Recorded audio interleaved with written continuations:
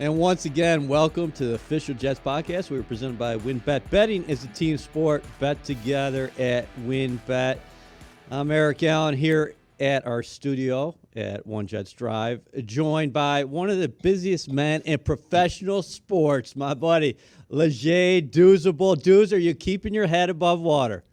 We tried, EA. We're almost there. We're almost the light is at the end of the tunnel. Divisional round this weekend and championship weekend, and we got a Pro Bowl weekend in between with Senior Bowl, and then the coup de grace, right? Super Bowl at the end. Oh, man, only a few weeks away. Okay, but let's, off the top, talk about what's going on right here with the Jets. Yeah. What were your initial reactions when you had heard that the Jets had parted ways with offensive coordinator Mike LaFleur?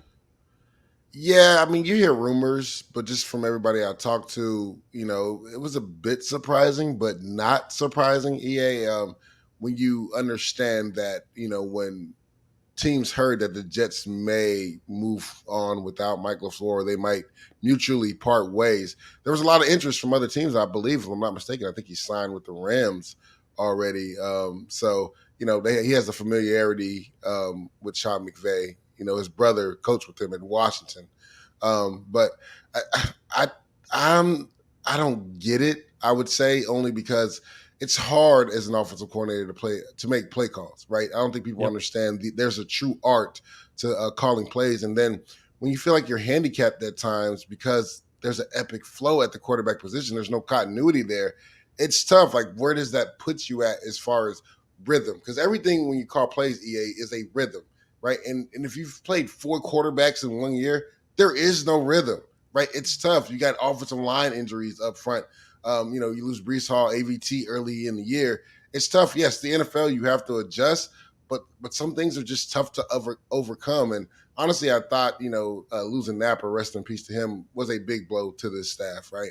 And I thought maybe that, Saleh and staff would maybe bring somebody in that's a veteran like a Kubiak or something like that while keeping Mike LaFleur on. But it seems like at the end of the day, they mutually wanted to part ways. And, best of luck to Mike. I was with Mike in 2017 with the San Francisco 49ers, just like with Saleh. Great dude. I love him and wish nothing but the best for him. Yeah, good dude, creative mind. He's a hard worker. I think he's going to have success in the National Football League. We saw him have some success here. We talked about the quarterback instability.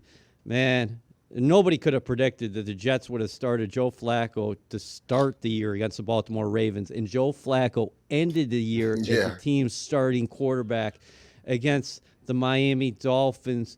When you think about the quarterback instability, what happened, though, to the team down the stretch? We're going to push this thing forward, but like you mentioned that, hey, the play caller couldn't get into a rhythm. And, yes, the quarterback has so much to do with it. But what else was happening in your eyes as why the Jets faltered down the stretch completely, dudes? Because they didn't even score a touchdown in those final 3 games. Yeah, I mean, lack of productivity from the quarterback position was definitely one. We all know, and not to beat a dead horse, and I don't even know if we're legally allowed to say that anymore. But, with Zach Wilson, I think it came to a point where it was a confidence thing. And then obviously his mechanics and everything were all over the place. And that's something that you can't fix during the season, EA. That's something that you literally need a total reboot in the offseason to get your feet and arms and eyes to match. But I think besides that, the one thing you got to have in this league, EA, is confidence. And I think confidence was wavering on Zach Wilson just because he had a lack of success after being benched and then coming back. And yes, people will say, in the Detroit game, I think he threw for over 300 yards, but how many of that was just, out of the pocket, right? Off script, not living within the offense. And we know this. We've had this discussion many times. That's not viable offense. You can't do that on a week-to-week basis, right? And then I think everything came to a head in the Jacksonville game. And I actually went back and watched that Jacksonville game as I was preparing to do the pre- and post games for the wild card weekend because, Jacksonville played the Chargers. And like the Chargers, the Jets like to play a lot of man coverage. Their corners are aggressive. They get in your face. And whenever they did that, Trevor Lawrence had issues. But, that's talking about something else. Getting back to Zach, the first quarter, he actually didn't play that bad, EA, when I went back and watched it. It was the Interesting. second quarter, and then you just saw his confidence just again wavering as incomplete passes happened. He had to throw balls away on third down because the offensive line struggled a lot in that game. And we know on Thursday night football, especially late in the season, I think that was like week 16, your Right. body's beat up, right? So as far as like the injuries up front, getting that continuity down, because even talking about continuity with Mike LaFleur, the offensive line was in flux this year, right? You got Max Mitchell starting half the year. You got Cedric Bueni starting half the year. You got George Fent starting half the year at one position, right tackle, right? We even had AVT in the beginning of the year starting at left tackle. Nobody saw that coming. So it's just hard for a young quarterback, right? When you feel like you're under pressure and they're like, everybody's telling you have to throw the ball out of bounds. You cannot put it in harm's way. I think he felt like he was handicapped. I don't know where his confidence level was at the end of the season. And then he almost had to play in week 18. If Joe Flacco had went down because Mike White was hurt, he would have had to go right back in there, EA. So it's like, it's just a constant epic flow, and there was no continuity. It was tough. It's hard, like you said, when the last 3 weeks of the season, you don't score a touchdown, right? That's somebody's going to get the blame for that, whether it's the quarterback, the offensive coordinator, the O-line. And I just think that the Jets really struggled down the back half. When you want to be playing your best football, it was a total opposite on the offensive side. So let's bridge this thing forward, Deuce. What should Robert Saleh, Joe Douglas, Woody Johnson and company be looking for in terms of a new Jets offensive coordinator? Because, again, this is a very specific system the Jets ran the last 2 years, and you know it. The thing is, I think people sometimes on the outside are eager for an overhaul. But every time you change a system, that means a new guy comes in. Correct. And he might be looking for certain types of personnel that you don't have right now in that roster. So if you're these guys, and Woody Johnson made it clear the other day, hey, this is Robert Saleh's call. Joe Douglas said the same thing, but Joe obviously is going to give Saleh support. What should he be looking for in terms of an offensive coordinator? Yeah. Before I get into that, that's exactly why I didn't think Mike LaFleur should have been relieved. And essentially, he didn't get relieved. It was a mutual splitting, right? But that's why I thought, a lot of fans were in the uproar, like, oh, we should get rid of him. I'm like, I don't think you guys understand that. Like, if there's any chance of Zach Wilson bouncing back, or even the new quarterback that's coming in, right? You got all the pieces in the system right now to fit that LaFleur Shanahan offense. Right. So, like, if you bring somebody in that doesn't run that offense, and we know how this league is, a lot of guys come in, well, this guy doesn't fit my system, or this guy doesn't. You're starting all over again. You're going to have the same issues you had last year. And also, it takes a quarterback literally like 2 years to really grasp a system. Let's not forget, Aaron Rodgers, one of the greatest of all time, right? As far as just pure talent, right? Some people would say probably the best we've ever seen. Now, Mahomes might have something to say about that towards the end of his career. But as far as right now, with the two eyes that we have in our skulls that we've seen, nobody's been better as far as pure talent from Aaron Rodgers' standpoint, right? People thought he was done his first year within the LaFleur system. Like, I think people tend to forget. People were talking about maybe they should move on to Jordan Love because he didn't look good. It takes 2 years to get into this system, thoroughly and really grasp it. What happened the next 2 years, EA? Back-to-back MVP seasons. Right? So it's like, but with Mike LaFleur leaving, if you essentially don't bring somebody in with a similar system, which is why I like Gary Kubiak, because it is under that tree, you're starting the clock over again, EA. And we could have these same problems on offense next year, no matter who the quarterback is, whether it's Zach Wilson, Mike White, Derek Carr, Lamar Jackson, just throwing out a few names. You're starting that clock over again. So it's tough, right? Because that's what the league is. It's a production-based business. But in that time, like you're asked to do some unspeakable things as far as changing personnel, changing systems, while still competing and making runs in the playoffs. Well, there's been a lot of names reported out there, dudes, and I'll just throw a few at you. Top of mind, whatever comes to mind as far as any of these guys. Bills quarterbacks coach Joe Brady, Marcus Brady, who was the former Colts offensive coordinator, Kevin Patullo, the Eagles passing game coordinator, who actually worked here under Chan Gailey a few years back, Brian Johnson, the Eagles quarterbacks coach, Pep Hamilton, who was Lovie Smith, offensive coordinator with the Houston Texans. Darrell Bevel's name has been mentioned a ton. He's Miami's quarterbacks coach and passing game coordinator. He's been an offensive coordinator for 4 different teams. He also worked with Saleh way back in the day in Seattle. I mean, we're hearing a lot of names, a lot of different reports. Obviously, the Jets aren't confirming anything. From what you've heard so far, top of mind, what have you thought? Yeah, Darren Bevel is the one, I think that's the last name you said, that I think has been most linked to the Jets just because of the relationship Robert Saleh had with him going back to their Seattle days. I think he's a guy that's a veteran calming presence that could be really good in this system. System's not too far off from what Mike LaFleur did. So I think that would be a good name. A name I talked about earlier, Gary Kubiak. I think they should call him to see if he would come out of retirement. I mean, this is a guy that has played a long time in this system, right? Was key in that, zone stretch scheme and then play action off of that and being decisive, getting the ball out of your hand system. It's quarterback friendly, right? I think that's another calming presence that could be great for the Jets quarterback room, whether it's Zach Wilson or a veteran they bring in. So, I mean, it's a lot to think about. I know a lot of people weren't enamored with the Bevel name, but you also got to think, EA, and Woody Johnson hasn't come out and said it's a playoff mandate, but we essentially know it's get to the playoffs or something might happen in the offseason, right? So you got to take that into account when you're an offensive coordinator potentially coming to the Jets, right? I literally got 1 year to get this done. So, having a young guy probably isn't the best thing. So you want a guy who's called plays before in the NFL. Well, you got to think, right? Because you got to convince that guy to leave his job, come here, and it's literally one and done, most likely one and done if you don't get it done, right? So if you got a guy like Kubiak or,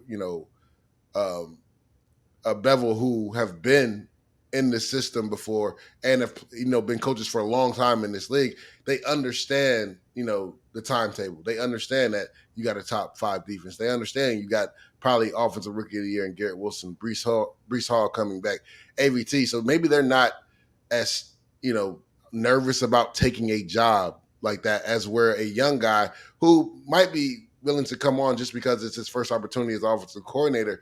But then again, how will the offense flow if it's a totally different system, And I've heard some names floated out there that I don't know if they're that realistic, like a Frank Reich, because Reich is interviewing for head coaching jobs. And Correct. People are talking about Cliff Kingsbury, and people are reporting that he's in Thailand. He ain't thinking about football now. We've seen the photos from Thailand, right? So, I don't know how realistic some of those guys are. I mean, Frank Reich would be a home run.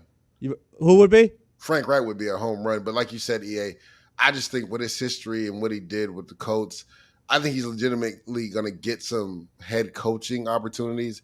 And then it comes down to, again, this is a veteran guy, played in the league, coached for a long time.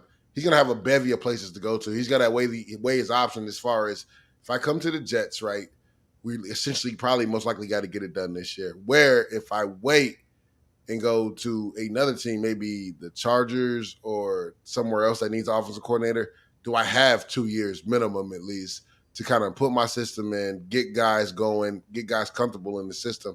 But Chargers are essentially, I think, in the same position as the Jets. So if you go there, I think it's literally they have probably a playoff mandate, and more than a playoff mandate, they probably got to go past the first round after what happened with them in Jacksonville being up 27-0. So I mean, this is what the offseason is about, right, EA? Speculations where guys are going to go and filling out the staff and filling it out right? You got to have the right guys in your building.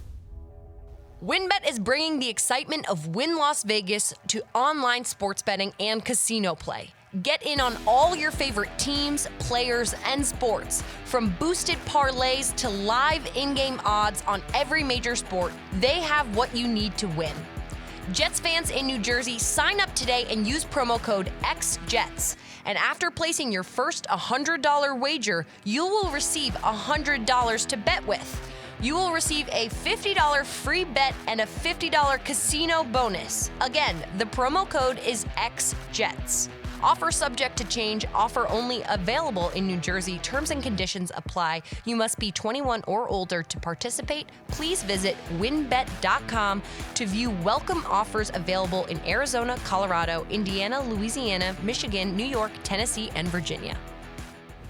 So in a perfect world, you would want an experienced play caller who's called the shots in the National Football League, but also has familiarity, at least has some familiarity, has worked in a system that the Jets operated in the last couple years. With that being said, no matter who they bring in here, what is Saleh looking for, do you think? Because you know the man very well. Obviously, he wants an offense that scores points, that can run the football, who can operate late in the season, where the Jets faltered down the stretch, where they're able to flourish in December. But what do you think he would want as far as a philosophical mind to match what he does defensively? Because something that you and Bart have told me repeatedly about this defense, and it seems so elementary, but you got to operate with the lead. This is all about getting 10 pass rushers on the field and dominating in the fourth quarter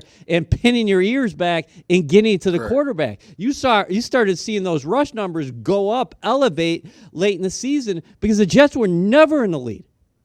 Yeah, and that's the thing, right? I think you just want somebody that's comparable, right? You just want comparable football, honestly. Yes, you would love to play with a league, but like you stated earlier in this podcast, no touchdowns the last 3 weeks. Like, again, and people, I've seen fans on Twitter going after the defense. It's like, I think we get spoiled at times, right? When you're used to the defense dominating week in and week out. But the thing you have to understand in this league, EA, is that there's going to be a week or two where you may not play to the standard. Can that other position or other side of the football elevate the team to a win in those scenarios? Perfect example, let's look at the 49ers versus the Raiders when Stidham had his first start. That defense didn't play to the standard. They gave up 31 points to Jarrett Stidham, right? He threw for 365. But what happened on the offensive side, EA? They picked their defense up. They scored 34 to win in overtime and beat the Raiders. That's what you got to have, like comparable football. You're not going to always play your best, right? Even towards the end of the year, you want to be playing your best. There's times where you may, instead of giving up only 3 points, you may give up 13, which in the NFL, EA, you still should win games if you give up 13 points on defense. I've been following you on social media. I know you've been pretty vocal about that with fans, the back and forth. The lack of complementary football is just killing the Jets down the stretch. You can't expect the defense to be Superman, play in and play out. Like, that's not realistic in the NFL. So, like, that's the thing that you got to have on offense. You got to have somebody that comes in at it, one, and stokes and invokes confidence, right? Because right now, I don't know how much confidence is on that side of the football. Because you talked about it, last 3 weeks, no touchdowns. Like, we know Garrett Wilson has a lot of confidence. We know Breece Hall, AVT. These are some of our younger players, but we got to get everybody on that side of the ball having confidence that we can go out there and score on anybody. We don't care who the defense is, right? Then, again, my thing I think Saleh wants is somebody that's comparable to this offense because the pieces are there. Now, again, I'm a big proponent, and I never liked when coordinators go somewhere like, this guy doesn't fit my system. That's hogwash to me. It's hogwash. Yes. Your job as a coach is to coach. What can a player do well? Don't tell me what he can't do. Tell me what he can do well. Put him in that position where he can succeed doing things well. And that's what I really loved about Rex Ryan. He rarely put dudes in positions where he knew they weren't going to be successful. And everybody had a key part to his defense. They had something specific that they did well, and he let them do that, right? So as a coordinator, whether it's offense or defense, that's your job, to figure out what players do well and put them in position to make plays. I mean, we go back to Denzel Mims. A lot of people were kind of mad at LaFleur for not putting this guy out there who's 6'2", 220 pounds, runs like a gazelle. And I was glad that he was able to get an opportunity late in the season and started playing well, and he started making plays. So, again, yes, you might have a system in your head, a specific system, but find out what players do well. Put them in positions to succeed. I think that's something else that, Robert Saleh would look for, right? How do we get our playmakers making plays, whether they fit the system or not? What do they do well, and how do we get them in positions where they can succeed doing what they do well? That was a super point about Rex Ryan, because I've always made the argument that I'd walk downstairs in his office. He would break out the playbook.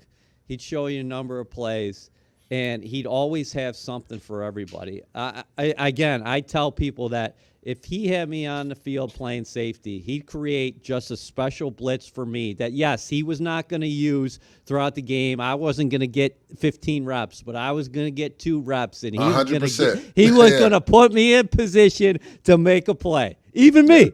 Yeah, no matter who you were. Whatever you did well, Rex would find it. Like you said, if it was 1 or 2 plays a game, it would be timely, too, when he put you out there, because it'd be the last thing the offense would expect. What are the pros to this job? If you are a candidate, what makes this an attractive job, the Jets offensive coordinator position? Yeah, and I think that's what we kind of talked about earlier, right? Like, again, you worry about the timeline because it could be essentially get to the playoffs or the staff changes, and that's just the reality of football. I know that's kind of tough or eerie to even talk about, but if you look at it, right, the positivities, you got a top 5 defense, EA. You can lean on your defense. So you know that coming into this, all right, I ain't got to go out here and put up 30 a game, right? I got a defense that are holding guys to 13, 14 points a game. If we just get 17, 21, we got a chance to win, right? That's tough for a lot of coordinators. A lot of coordinators in this league can't say that, EA.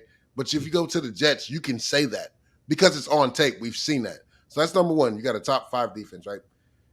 You have probably 2 of the best young offensive talents at the skill position on your team. When you talk about Garrett Wilson going over 1,100 yards with 4 different quarterbacks.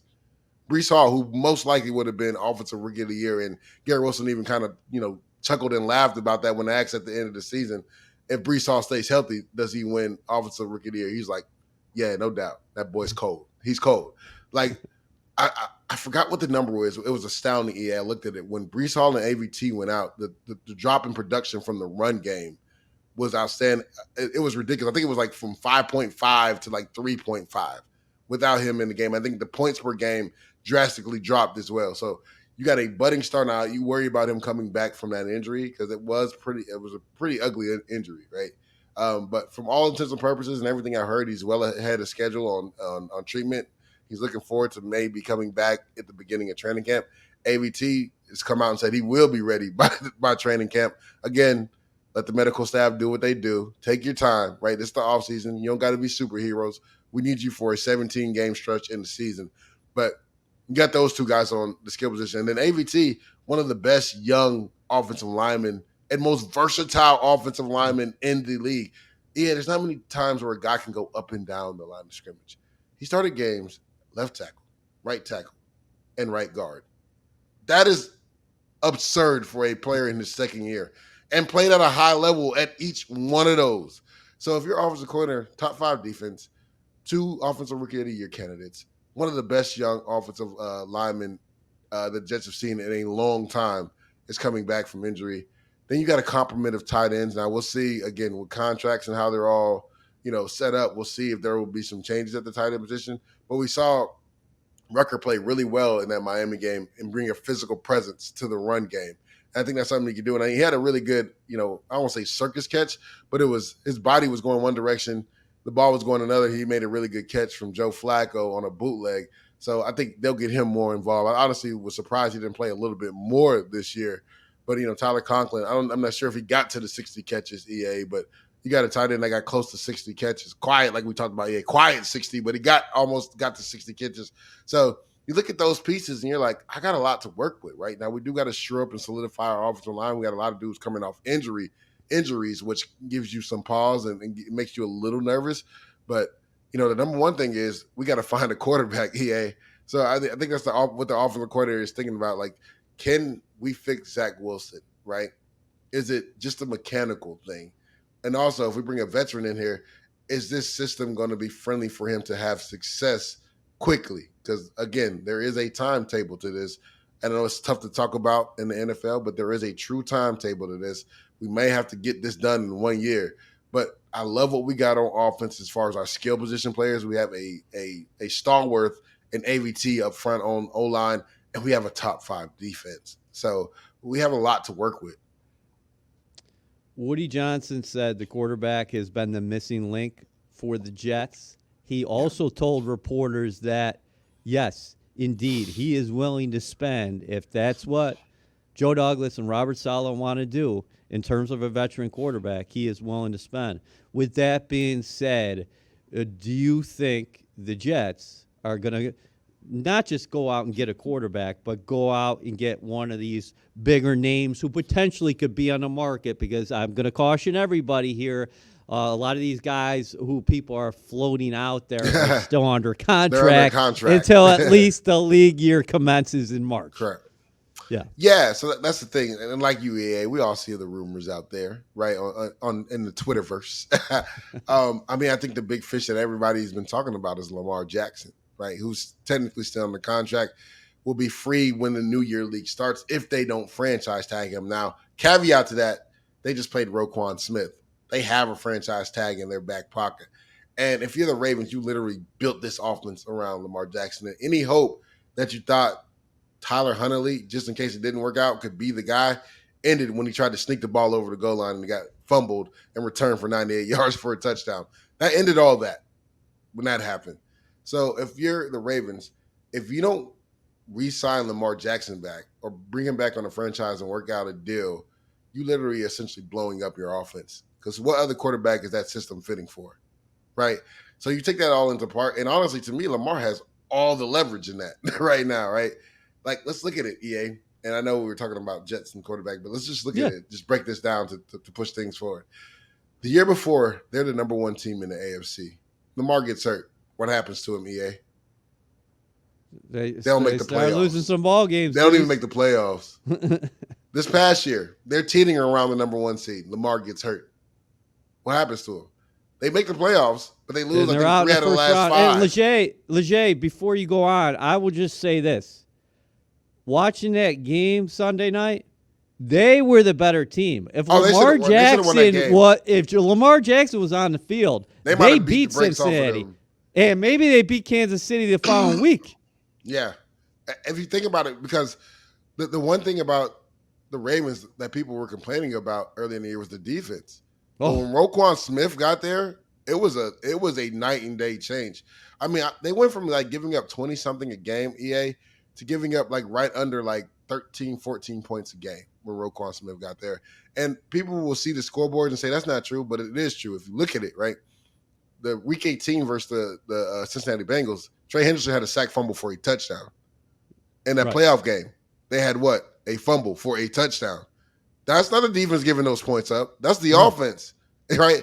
Let's not forget also Anthony Brown had 2 interceptions where they got the ball in plus territory. So you're already against it if you're the defense. We got to hold them to 3, and the Ravens did that.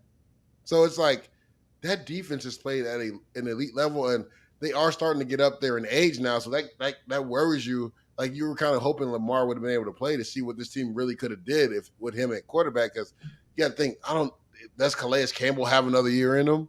Marcus Peters is getting up there in age. Mm-hmm. Like now they're young everywhere else. Those are the guys that have been 2 stalwarts. And they've done a really good job. Justin Madubuike is really good inside. So he'll be able to probably take that next step when Calais walks away ultimately. And then outside at corner, right, they still got Marlon Humphrey. So they're really good there. But they've had, Stevens, Worley. They probably need another corner too because Marcus Peters is getting up there in age. Safety, they're good, right? They're good. They got Marcus Williams, who I know the Jets flirted with this offseason. Yep. They also got the Williams kid from Houston. Now, Kyle Williams is the caveat, right? Because I was never the biggest Kyle Williams fan, and they've had a hard time trying to figure out how to use him there, right? Oh, you talking about Hamilton? Hamilton, my bad. I said Williams. Kyle Hamilton. They've made him a blitzer. They put him in the slot. And when I saw his film in college, people were like, he's playing the slot. I was like, no, he can't. He doesn't have any lateral quickness. It's not me taking a shot at the kid. And we've seen it in the NFL. He struggled in the slot against guys, like Tyler Boyd, guys that have short area quickness. To me, I think they need to use him like Dallas used Ron Kearse. Make him a dime linebacker. I think he'd succeed and flourish in that position as a dime linebacker. But the only thing is you took him like, top 15? Do you make your top 15 pick? And kudos to the Ravens, right? They didn't force him out there when he wasn't ready. And that's what that organization does. So, I mean, there's a lot to deal with the Ravens, right? Because, again, if you essentially blow the system up, you're literally starting over. You're starting the clock over. Will Harbaugh stay for that, Derek Carr's another name that's out there, right? And in all intents and purposes, the Raiders have said they're going to most likely move forward. I think they have 3 days after the Super Bowl to make a decision. They said if he doesn't get traded by then, they'll release him. It'll be a free agent frenzy for him, right? And then I think he fits this system perfectly, right? The Jets just needed somebody to make enough plays at quarterback and not turn the ball over. Now, Derek Carr did turn the ball over quite a bit last year, but then there was a stretch where he didn't turn it over at all. So I'm going to bank on what we've known from Derek Carr as a guy that has taken care of the football. Let's not forget last year, with everything the Raiders went through, he helped lead that team to the playoffs and threw for almost 5,000 yards, with less talent that he has now, right? So him coming here, being able to be efficient. I know a lot of people scoffed at Derek Carr. And I'm like, I don't understand why people are scoffing at Derek Carr. He's like a top 12, 11 to 12, 13 quarterback in my eyes. Like, I don't think the Jets have had that since Namath, to be honest with you. I mean, maybe Chad Pennington, maybe 1 year. Pennington has some good years. Favre was very good in 2008 for a while until the shoulder fell off. Exactly. He was up there in age too, so it's like, how can we scoff when, and again, this is no disrespect to the former quarterbacks that have been here, but have we had a top 11 quarterback in recent years? Like, how can you scoff at a guy that's 12 or 13 in the league right now, And then obviously when LaFleur was here, I think the Jimmy G comparison was obviously out there too. But again, I love Jimmy, but you worry about him being able to withstand a whole season because the history shows he's going to miss some games. So those are a couple of names. And one that was, off the wall, Tom Brady was one that I've heard too. And I was like, I don't see that happening, but you never know. Tom might want to come to the Big Apple. Do you think he's done? Real quick. Do you think he's going to play another year? I think he's going to play another year. I think Tom cannot be the sole reason you win a championship now. I think he has to have an offensive line in front of him. I think he has to have pieces around him, but rightfully so. I mean, the dude's is 46 years old. Like, I know. Yeah, if you're expecting to get that Tom Brady from even 2 years ago when they won the Super Bowl, you're not going to get that guy anymore. What if he told you, Deuce, he wanted to come here? I'm down for it. If we had Tom Brady I feel like if we had Tom Brady last year, we would have made the playoffs. All right, 2 quick things before we get you out of here. Wilson. Which one? Zach. What do you do if you're him and you just left the facility for the offseason, like you talked about it being a confidence thing for him? What does he have to work on both physically and maybe even mentally before he gets back here in the spring?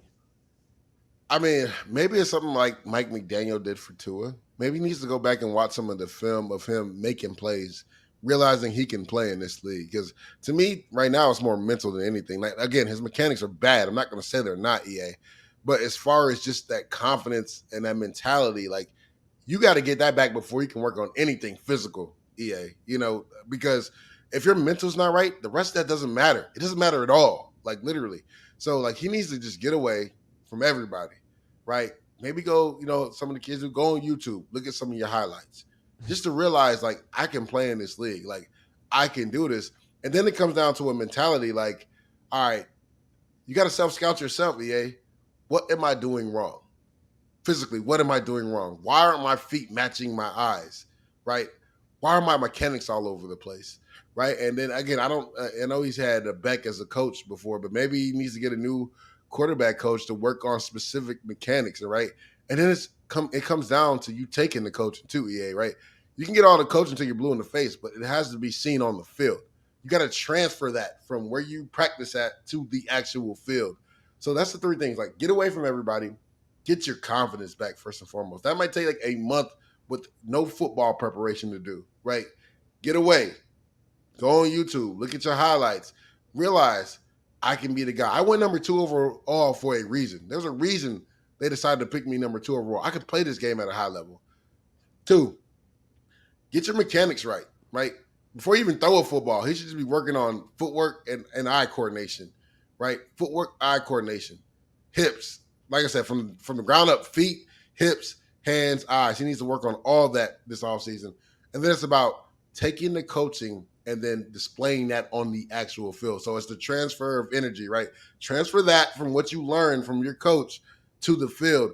And then it's like, I forgot what the cliche line is. Like, never fear the guy that practices over and over, and then once he gets it right, he quits. You fear the guy that practices till he can't get it wrong. That's what Zach has to do. He has to continue to practice till it's second nature to him as far as mechanics and everything, till he doesn't get it wrong. Don't just do it till you get it right. Do it till you can't get it wrong. Right. And if he does that, I think he has a chance because we know about the arm talent. We know about the athletic ability. The thing is now, will the Jets give him an opportunity with potentially a veteran coming in here? Finally, first weekend in the National Football League postseason was very interesting on multiple levels. But from a Jets fan's perspective, what are your takeaways? Because we're looking across town right now at the Giants. A lot of people had written Daniel Jones off the last couple of years. And now he looks like an ascending player in this league who's really become a very good quarterback. And then the other thing, I want to get your thoughts on quarterbacks overall, what you saw first round. But that Bills-Miami game was very interesting because Buffalo turned the ball over. They kept Miami in it. Special teams plays, we could go through the list of what Buffalo did wrong. And Miami did a lot of things wrong too, but they had Skylar Thompson starting at quarterback, and they still had an opportunity to win that game late.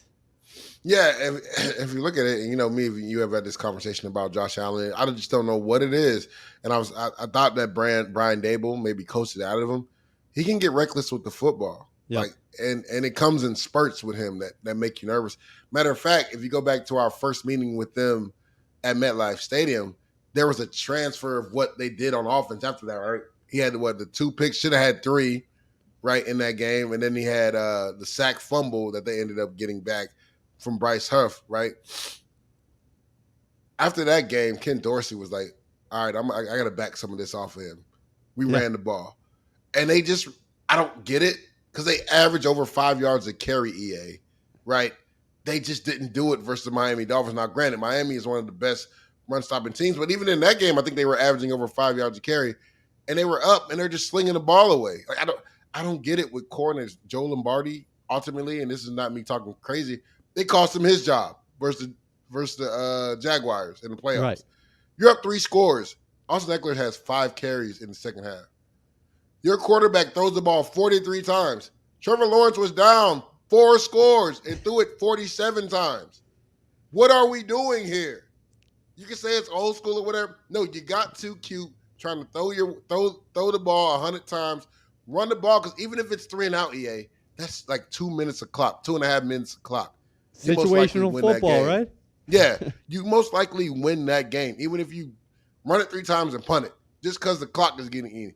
But when you throw the ball and you go 3 and out, or even if you do get a first down and then the next 3 plays or 3 passes and you only use like a minute and a half of clock, like you keep teams in the game. So like the Bills, they literally got to self-scout themselves. Now, I don't know if Josh Allen was going to play like that in back-to-back games, but one thing we know about this Bengals team is somebody's living right over there because they their offense is not played to the standard these last couple of weeks, and people haven't talked about it. Like, Joe Burrow has made some big-time throws. But let's not get it twisted, right? They scored 17 last week, and really, if you look at it, they scored 14 because, that pick that Anthony Brown had led to points, early in that game. And then they scored again on defense. So, like, the defense has been able to bend not break because they really didn't stop the Ravens at all either. It was the turnovers that stopped them now. Again, you give credit where it's due, but Huntley just runs the play like it's supposed to be played. Andrews and Patrick Ricard are pushing him into the end zone on that quarterback sneak instead of trying to go over the top. Right now, the interception was a really good job by Davis Gaither, right? He was in zone coverage, eyes back to the quarterback. Anthony Brown didn't even see him. So that I'll give them kudos for that. But again, if they don't fumble that ball and the Ravens go up 7, I think the Ravens win that game. I think everybody thinks the Ravens win that game because they literally were punching them in the mouth all night long. Yeah. And Huntley made some big throws to Mark Andrews, to Isaiah Likely. I mean, a sluggo on a double move on Eli Apple for a touchdown. So, and the Bengals O-line is a mess too. And the Ravens got after them, especially in that second half. I mean, I think Joe Burrow in that offense. I think they punted on like 3 consecutive drives in that second half, and even one where Joe Burrow usually makes a play to end the game on 3rd and 10. He was able to get out of the pocket. He made a couple guys miss and just hit the ground. But that's kudos to the secondary for the Ravens for plastering their guys and not letting somebody open, because usually in those situations, Joe either runs for the first down or he finds somebody open for the first down. And there was nowhere for him to go with the football, and he just slid on the ground so the clock can keep running. And ultimately, they got that 4th and 20 stop at the end. But if you're the Bills, right, if you don't turn the football over, you probably have a lot of confidence going into this game, just because you've seen that their offense has struggled, more specifically in second halves of the last 2 weeks. Now, granted, this Bills defense is a shell of itself. It wasn't like it was last year. They're giving it up. You talked about it. Skylar Thompson threw for over 250 yards. Now, he didn't have great completion percentage numbers, right? But his receivers also didn't help him out either. Guys were dropping wide open passes. He was throwing some absolute dots in that game. And again, this Bills defense, there was times where Tre'Davious White and Taron Johnson made some good plays in one-on-one coverage.